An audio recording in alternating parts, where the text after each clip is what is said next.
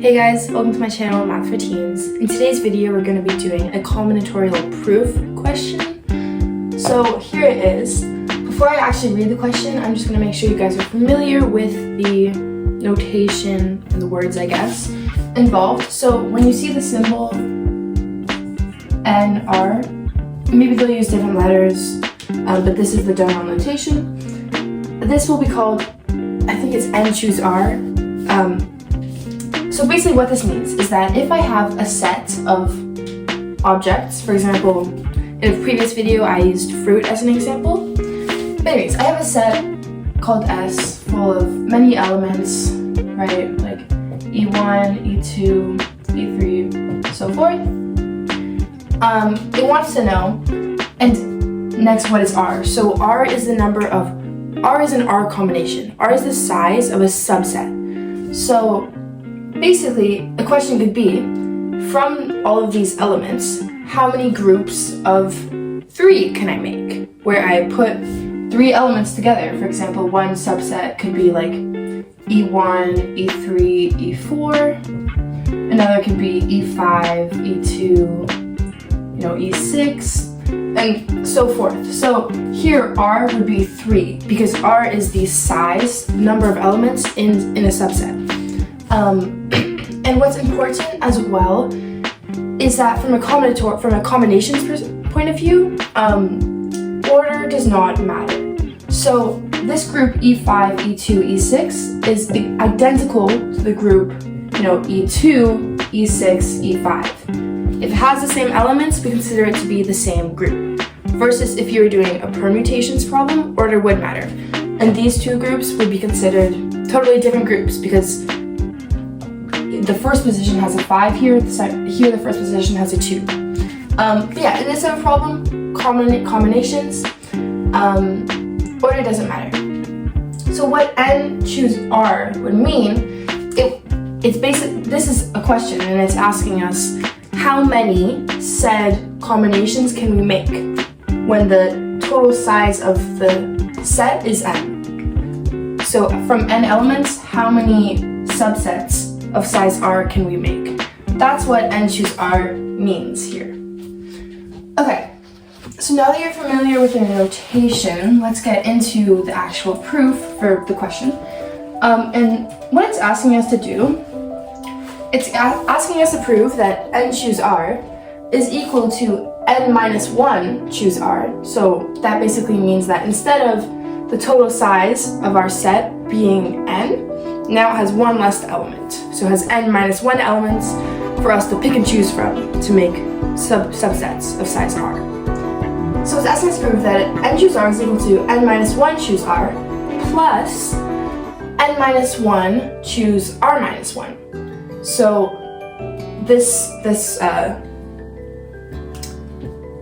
here, which is that now we have N minus 1 objects to choose from. If we add the number of R combinations we can make from this with the number of R minus 1 combinations we can make from a total set size of N minus 1, it should be equal to N choose R. So hopefully you guys understand this type of question. N minus 1, again, it means that we've shrunk our set S. We've eliminated one object. So we have N minus 1 objects now to choose from.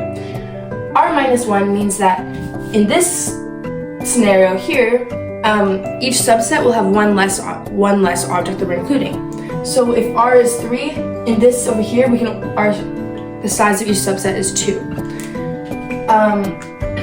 So yeah, it's a kind of odd looking statement, I guess, but let's get into the proof and then we can kind of talk about what it might mean later on.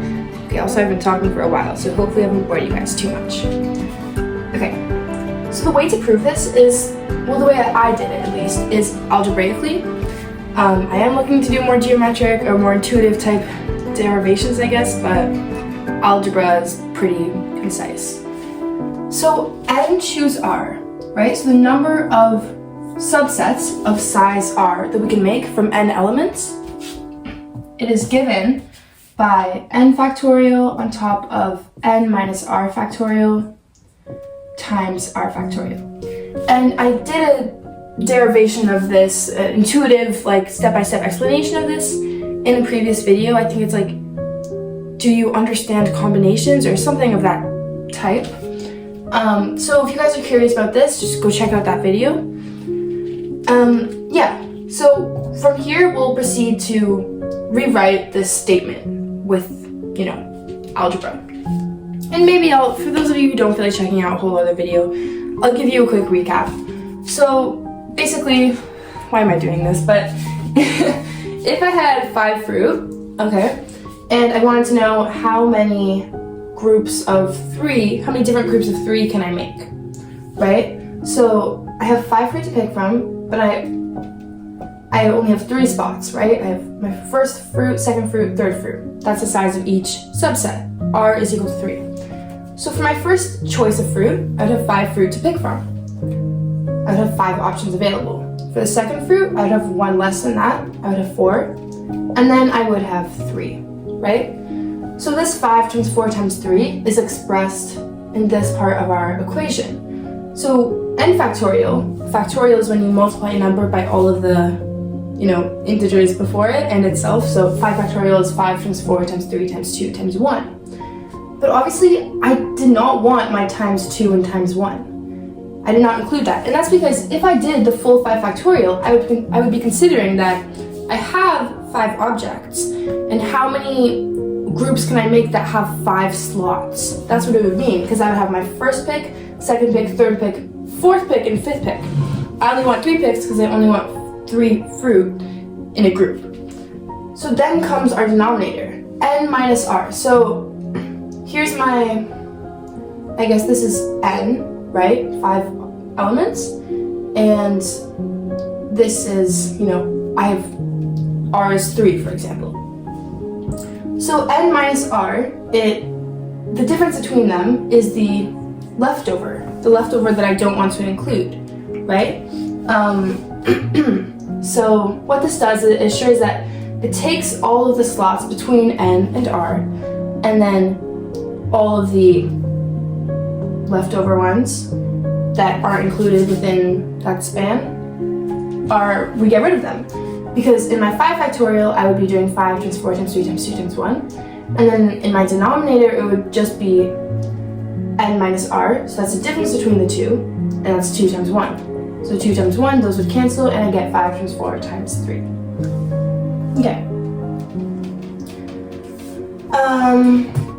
And then my r factorial there is just the difference between a permutation and a combination. So how many ways could I overcount each group of 3? So this is where, am I saying order matters or doesn't matter? If order does matter, like in permutations, I would count 3, 2, 1 as different than 2, 3, 1, and that would be different than, you know, 1, 3, 2, etc.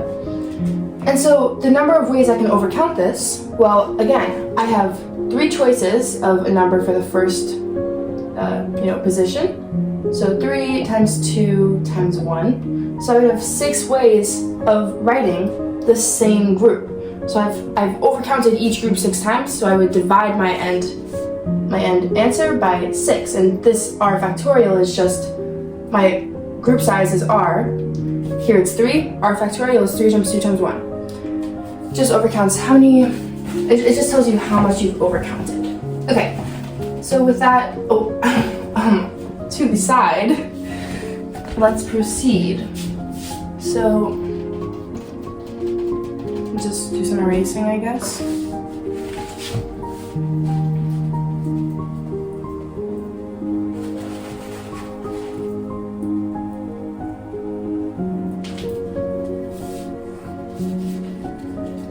Okay, so n choose r, that is n factorial on top of n minus r factorial times r factorial. Yeah, by the way, I just want to go back on this to make sure you guys understand the n minus r. So the difference between 2 numbers, it will tell you like how many positions bigger is n than r. So if I'm dividing n factorial by how many positions it is overcounting r, I will be left with just the r positions. That makes sense. Okay, anyways, with that aside, let's continue with the algebra. So now I'm replacing n with n minus 1. My total size of my set has diminished by 1, so I have n minus 1 factorial on top of r factorial times n minus 1 minus r factorial, right? Plus n minus 1 factorial on top of r minus 1 factorial, right? The size of each subset has diminished by 1 now, times n minus 1. Now r is now r minus 1, so I have minus r plus 1, right? Because minus and minus is addition, factorial. And now, just for notation purposes, this is going to be a lot to work with, so what I decided to do is replace n minus 1 with just a. I don't want to have to write out n minus 1 each time, so I'm going to say that n minus 1 is equal to a. And now, because it's a proof, I'm just going to look at one side of the equation and try to get the other side. So I'm just going to look at the right side of my equation and try to end up with this. So what I have is a factorial on top of r factorial times a minus r factorial, right? So you can see there's lots of n minus 1s all around here. So that's why I just decided, let's just replace it with a.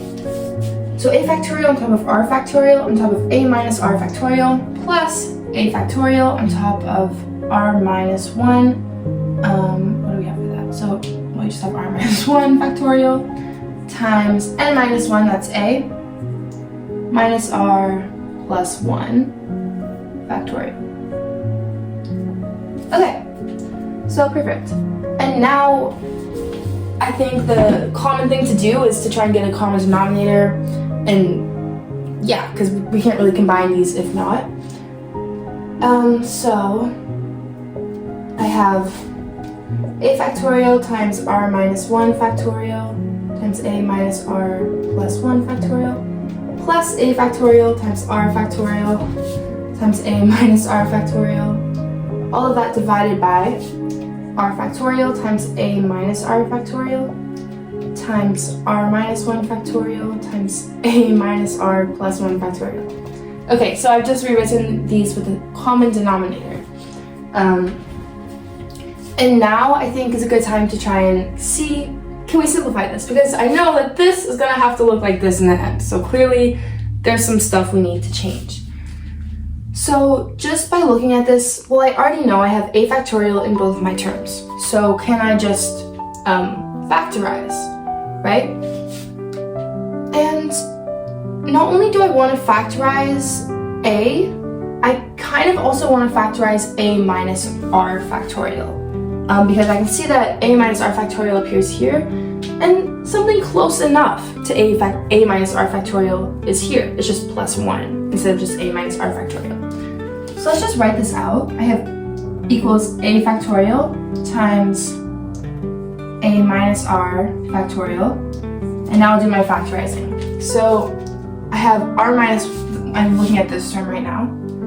I know this multiplies r minus 1 factorial, but it's true that a minus r factorial and a minus r plus 1 factorial are not the same, right? So I can't just ignore that. So what is the relationship between these two? Well, a minus r plus 1 factorial has one more element in its product than a minus r factorial. So if this is a minus r factorial, a minus r plus 1 factorial is just a minus r factorial times a minus r plus 1. Because if you know how a factorial works, it's your maximum number, right? And then you say like n times n minus 1 times n minus 2, etc., right? This is, for a minus r plus 1, it would be n, a minus r plus 1 times n minus 1, which just gets you here. So that's the difference between these two factorials. It's just that a minus r plus 1 factorial, it's multiplying a minus r factorial by a minus r plus 1. So the relationship here, if I want to get to a minus r plus 1 factorial, I just multiply this by a minus r plus 1. Okay. now looking at our second term, I have my a factorial, I have my a minus r factorial. The only other thing left to multiply this by is r factorial. So this term is obviously a lot simpler. Okay, now we can look at our denominator. We have our r factorial, a minus r factorial, r minus 1 factorial, a minus r plus 1 factorial. And now I can just cross out my a minus r factorial on my numerator and my denominator. And now let's continue. So at this point, I have a factorial times r minus 1 factorial times a minus r plus 1 factorial plus r factorial divided by r factorial times r minus 1 factorial and times a minus r plus 1 factorial. So what am I going to do at this point? Sorry. At this point, I'm just going to also factorize my r minus 1 factorial because kind of similarly to what I did earlier, I have an r factorial and I have an r minus 1 factorial here. And I know that the difference between these two is that r factorial is just this factorial times r. It's just your initial number, instead of being r minus 1, it's one more than that. But everything else, r minus 1 times r minus 2, appear in both factorials. So I'll do one more line of this before I start erasing some stuff. So I'm going to factorize obviously my a factorial and now my r minus 1 factorial. Hopefully you guys can see that. Okay, so now what does it multiply? It has my a minus r plus 1, my first term, and then plus r to get r factorial, right? R times r minus 1, and this includes r minus 1 times r minus 2 times r minus 3. Sorry, all the way until 1. So r would include that, it would just have one more additional term, which would multiply this by r. I'm kind of re-explaining, but I just want to make sure you guys can catch the vibe. Wow, the space is not a lot of space. So I'm gonna just write it like this and then I'll rewrite it later. So I'm just writing out the denominator here. And now I'm going to erase some stuff above, so get a good look. Okay, I think we're just gonna go from here.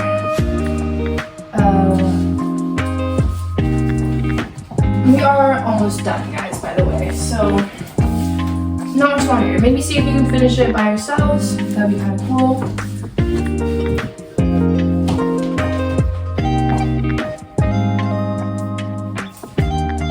Okay, so now what do we have? We have a factorial on top of r minus 1, sorry, a factorial times r minus 1 factorial times a minus r plus 1 plus r, right?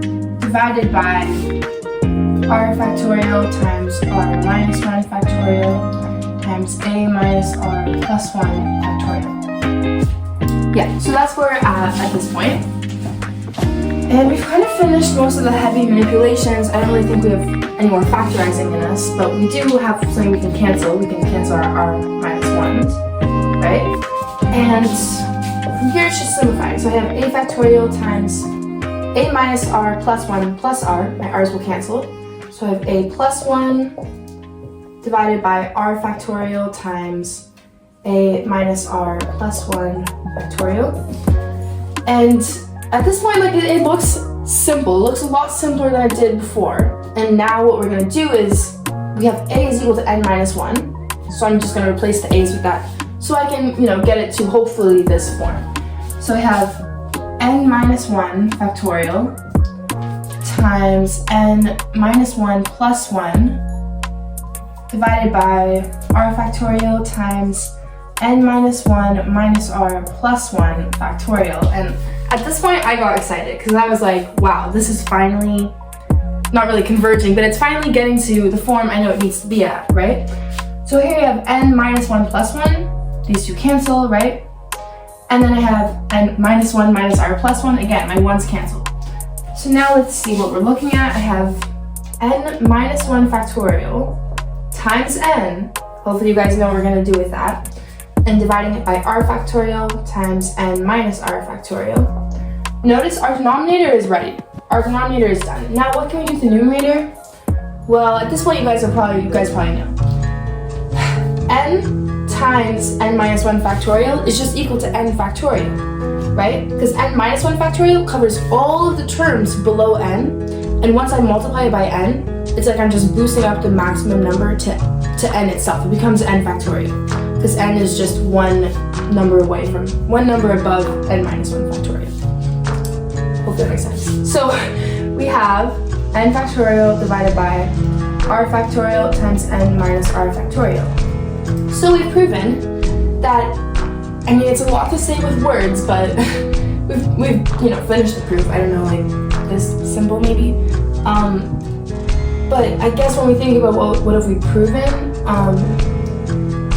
it doesn't make sense intuitively to me. Maybe you guys have proofs like that where it doesn't make intuitive sense, but if you shrink your total set of elements by 1, and you want to know how many R combinations can you make, and you add that number of R combinations to the number of R minus 1 combinations you can make from a set of n minus 1 elements, this will just be equal, that sum will be equal to the number of R combinations you can make from a set of n elements.